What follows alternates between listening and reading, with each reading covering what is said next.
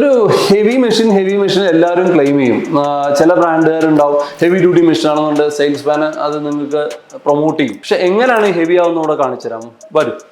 ഇതിപ്പോൾ ജനറലിലെ 2 ടണ്ണിൻ്റെ inverter air കണ്ടീഷണറാണ്. ഇതിനകത്ത് വരുന്നത് കോപ്പർ കോയിൽ ട്രിപ്പിൾ ലെയറാണ് വരുന്നത്. 3 റോ കോയിലാണ് വരുന്നത്.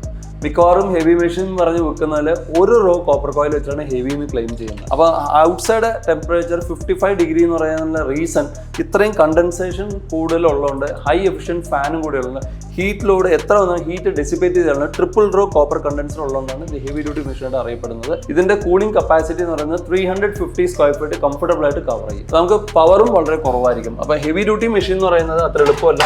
പൊതുവേ നിങ്ങൾ അറിഞ്ഞിരിക്കേണ്ട ഒരു വസ്തുതയാണ്. നമ്മൾ if you are paying more money you should get the right product. അപ്പോൾ നമ്മൾ എപ്പോഴും ഹെവി ഡ്യൂട്ടി എന്ന് പറയുമ്പോൾ ഒന്നല്ലെങ്കിൽ ജനറലിലെ ഹെവി ഡ്യൂട്ടി മെഷീൻ പോവുക, അല്ലെങ്കിൽ മിറ്റ്സുബിഷി ഹെവിയുടെ ഹെവി ഡ്യൂട്ടി പോവുക. ഓക്കെ.